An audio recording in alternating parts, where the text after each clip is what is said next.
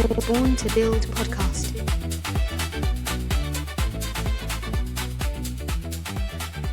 Welcome to Born to Build, conversations with the builders, founders, and pioneers driving change from the ground up, giving you the tools to build and grow your business. My name is Sam, and today I'm chatting with Peter Turner, co-founder of Beeline. They've combined learning science with AI to build a trainer in your pocket for the millions of frontline workers who are often overlooked by traditional tech.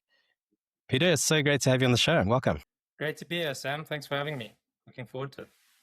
So tell us a little bit about Beeline. What was the specific, let's say, broken experience in the way people learn at work that convinced you and your co-founders to initially build Beeline, and maybe just give a little bit of a background to how that happened? Yeah, 100%. So I think we all have experienced traditional corporate training before. It is often, a course that's been in development for a couple months, and it's probably a bit outdated. It's a bit clunky. Click through it, as quickly as possible to get through it. And I suppose you probably don't really think about it much more after that, and whether it impacts how you actually do your work. The evidence suggests it doesn't really often. So we thought, training in this format is broken. That doesn't mean that training is not important, but in its current format, it's expensive, it's slow, most of it is forgotten. We've delved a bit into sort of the stats of this, and we were quite blown away to read things like 90% of corporate training is forgotten within a week, and only 12% of employees actually apply what they learn.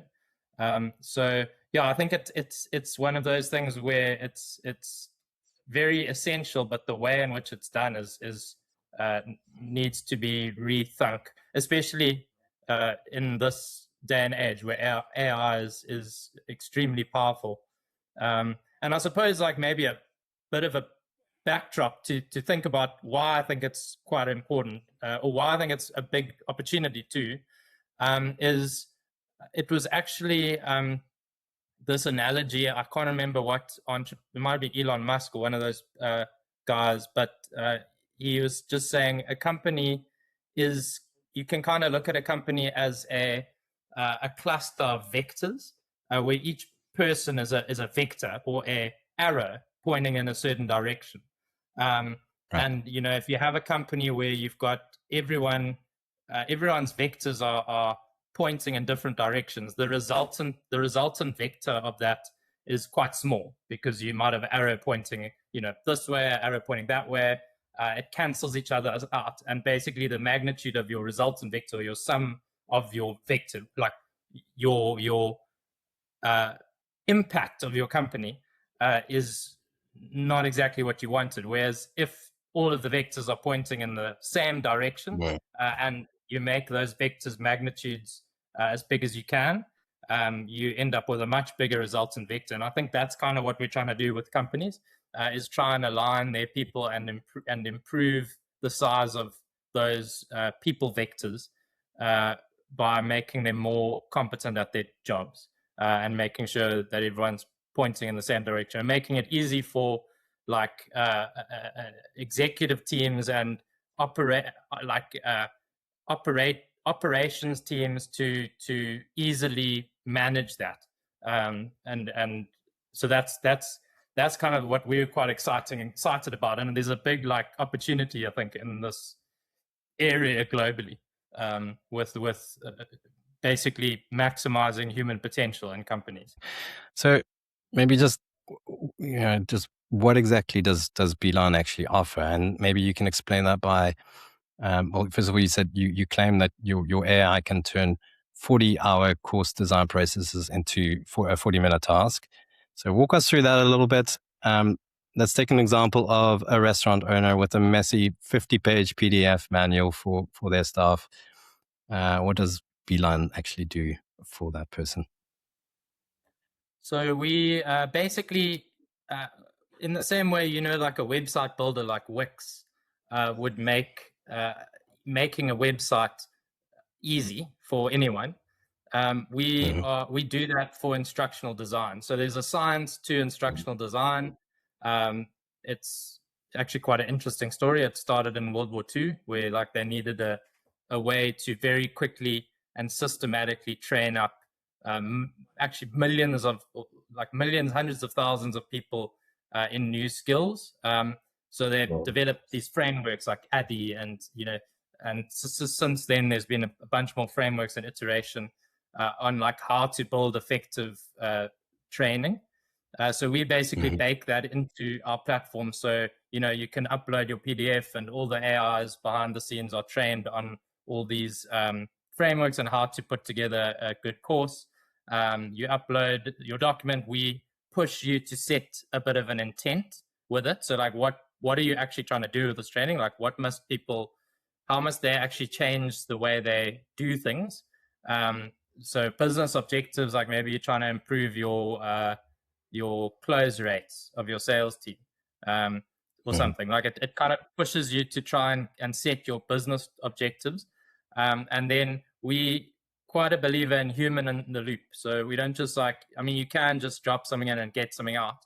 But more often than not, what we've realized is people actually want to drop stuff in, get something out that's like 90% there, and then kind of work with AI to make it better, or make it what they want, their vision for it. So that's sort of the second step, is it will build this outline for you, or storyboard, and then you'll be able to converse with it around the storyboard. Think about if there's anything you want to add in that it hasn't captured from the PDF. It will source from the PDF, and build citations and everything. And then once you're happy with the storyboard, it can then generate the full course with media, with audio, with everything like that. And then you, as the creator of this course, will then get further options to iterate this course. You'll be in what we call build mode, and then basically be able to change the course, maybe use a better image there, or basically converse with the AI around the course until you're happy with it, and then it's very easy for you to assign it to your team. Okay, so it actually also, you mentioned media, audio, so that it actually that gets generated automatically as well, all of that media. Yeah. So you'll give it a bit of a brand guideline or a style of your organization, your theme colors, and it's pretty powerful now. Like, you can generate like a photorealistic image of like a team pointing to a poster with your company SOP on it and your company's logo like on a frame on the wall. It's like pretty wild what you can do now with AI, even just in the last like 60 days. It's pretty, I was going to say it's all, especially like the image and the generation and stuff like that, video generation, has only really become good like in the last probably year and a bit. As impressive as that, did you use it before then already, or like only once it actually became good enough? Mainly once it became good enough. So it's pretty recent that we put all the media generation in there, and we're still iterating on it. But before that, we used so AI could go and search Unsplash and like Giphy and those stock media websites and decide, this is a lesson about sales. This is a group of salespeople or something, and it would pick that. But now it can actually generate the exact one. All right, brilliant. All right. So most people think of training as sitting, at a laptop, but you've also specifically focused on WhatsApp as well, and essentially 5-minute mobile interventions. And why is WhatsApp your secret weapon, especially in the South African context again? I wouldn't say necessarily at this point it's our secret weapon. It's still, something. It's a channel that we can deliver training on. We can also deliver training via our app and everything. But we do think it's super powerful, and there's a lot more to come in that space in the future. Mainly because, honestly, onboarding thousands of frontline people onto an app No one wants another app. Like, people don't have the best phones often. So, everyone has WhatsApp. I think it has like over 1 billion users. I think it's got the most users out of anything other than Facebook. So it's huge. Everyone has it. You don't have to download another app. But I think the real power is yes, the platform WhatsApp, because everyone has it, but also conversational learning in general. So there was this researcher in like 1984.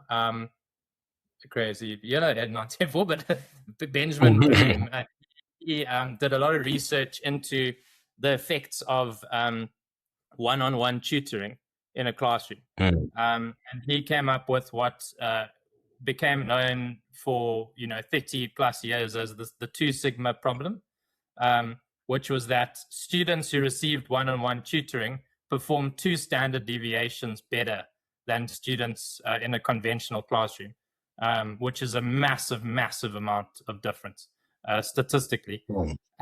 But the problem, though, was that you obviously can't scale this. You can't scale one-on-one tutoring, at least in 1984 through to like a couple of years ago.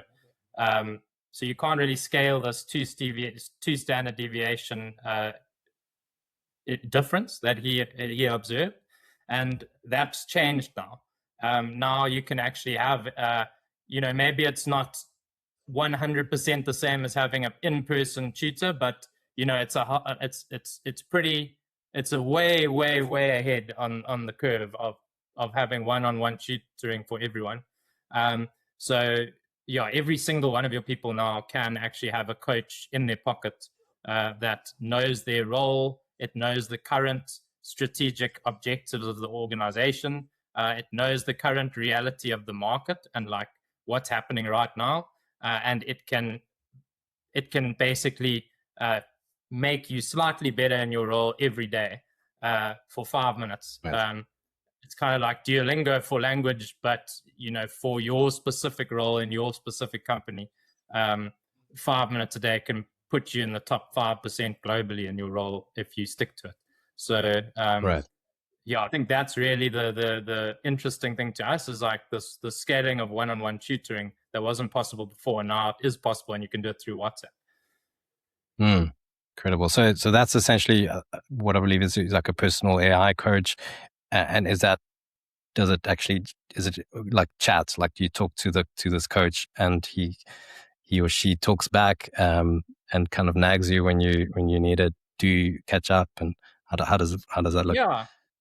Yeah. Think about it like, so you'll have a traditional sort of learning pathway structure in the background that you're going through. So maybe you're doing baristery 101 or something. It can deliver that training to you, but bite by bite, conversationally. So if on the app, for instance, or on the website, it looks more like a course. It's like video and then some text and like a heading, and there's a variety of different like blocks we have. But in this way now, it will send you the video and be like, check out this video, let me know what you think.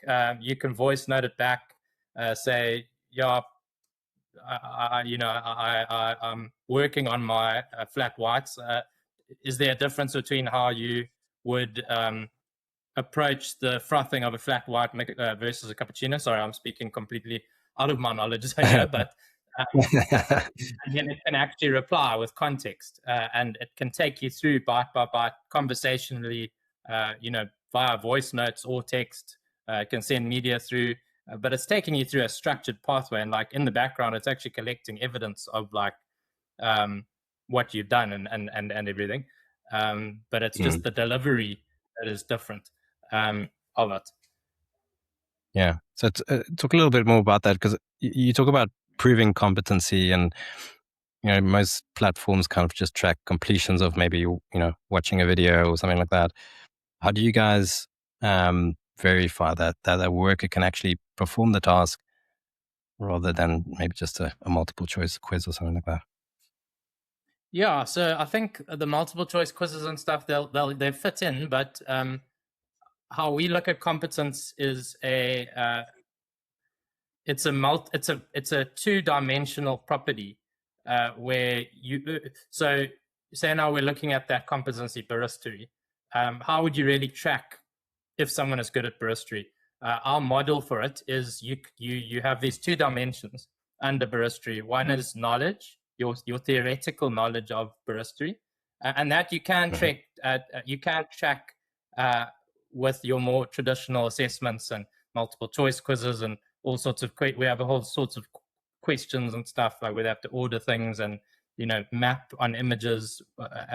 But so there's this knowledge dimension, and as you do things like that, you'll collect evidence against the knowledge dimension of your baristry capability or competence. And then the other side is the performance dimension. So this is more real world stuff, what your manager says. You might do real world practical assessments where you actually have to make a flat white, and then your manager will actually jot down how you did, and that will actually you'll jot down what you did on the app, and then you'll start to collect evidence of the performance dimension of baristry. So as you collect evidence of your theory and practical experience, your level of this baristry competence will increase, and that's what how we've chosen to define competence. But it is in line with a lot of the big consulting houses that go and do competency mapping for like massive companies. We're basically putting that in the hands of your medium-sized enterprises that wouldn't often do something like that, but now can get the power of that themselves. I think it's quite maybe also good to look at the competence side from a leadership or strategic level too, because if you imagine thousands of baristas spread across hundreds of coffee shops, all doing this. What it actually rolls up for leadership is you can actually see, by role, by location, by partner, by team, who is competent and who basically can do their job well and who can't. Who are the A players and who are the B and C players? Because you ultimately want to turn more of your workforce into A players. And this allows you to see who they are, make hiring, promotion decisions, understand which training interventions actually move your needle that you're focusing on, which skills might correlate with higher sales, fewer errors, faster onboarding, better employee well-being, better audits, all sorts of things, can help. This information can be quite valuable to make better decisions, essentially. So right. Yeah, I think that's it's nice looking at it from both levels. It's like we want to provide longitudinal competency building on the individual level, but then we want to provide high quality workforce intelligence on the exco and leadership level. Right. Yeah, because I was going to say, like, also from a personal perspective, just being able to see progress and see how you're improving, and it is actually so encouraging to yourself as well, right? It's being able to see that progress and or get nudged that you need to make more progress. I think that's great motivation. I can see that in my daughter. She's at an online school, and they've got this. They've got these dashboards, and they can see their progress, and they work in sprints and things like that. But it's quite cool to see how that motivates her to. It's almost like a bit of a gamified way to motivate people to progress and upskill themselves. Yeah. I mean, that's kind of where it came from, to be honest. Like, because when I was a kid, I used to play this game called Revolutionising. I don't know if you've ever heard of it. It's like one of those big, it's kind of like World of Warcraft, but like you get all these skills like mining and fishing and like, smithing and all this stuff. And you level these skills up by doing the thing. So you'll go fishing and you'll level up your fishing skill and stuff. So it's kind of like that, but for your role. So that's the idea, is like you don't do like you don't sit down and do like a boring course. It's just in the flow of work. But as you do that flow of work, you're skilling up, and you can see that, and that's very obvious to you and to your manager. So it's like that's kind of part of the inspiration, I suppose, of some of the competence side is actually those massively popular massive online multiplayer games. Yeah. Brilliant. You work with massive range of industries as well, from healthcare to hospitality. If you had to pick one North Star success story that maybe illustrates the Beeline, let's call it magic, which one would it be? I would say our North Star is less. It's less about an industry or a specific client. That we have got a couple stories that are really cool, but for us, the North Star is more about a pattern. So it's basically the pattern that often, particularly multi-location businesses with frontline teams, think spread across different sites and shifts, where performance should be consistent, but it isn't consistent. Yeah, so I mean, it's quite a problem for these multi-location businesses because they need to standardize their operations. They need to standardize their brand across all these different sites that have all different contexts and different management and everything. So before Beeline, the way of doing this, or before modern training apps like Beeline, the way of doing this was PDFs and Excel checklists, and often flying people around the country to go to these stores and audit them and everything. And new hires learned from whoever was nearby. The head office had no real visibility of who into what actually drove performance, if even they had visibility in any sort of performance at all, short of top line revenue numbers and things like that. So the magic moment is not really training completion, but performance gaps shrinking across sites without adding people and management overhead. So that's where we play, is performance of distributed teams.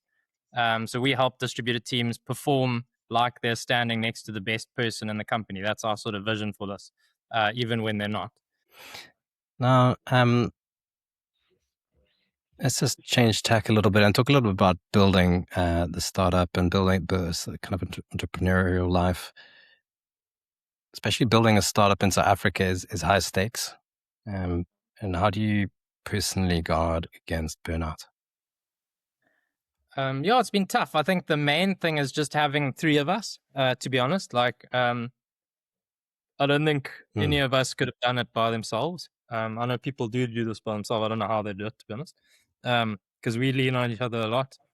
So my co-founders, James Mallet and Dylan Evans, we basically are three-way partners and run the business together.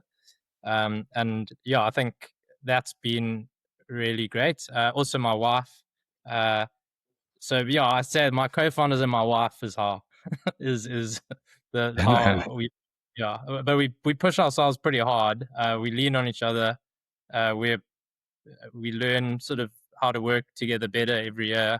We're quite open and honest with each other, because there are, like, I think with all co-founding relationships, you have challenges and you have good times, and we've been pretty lucky to have been good at we've worked through those challenges, and getting a cadence of how to do that at a meta level, so I think that's really been how we guard against it.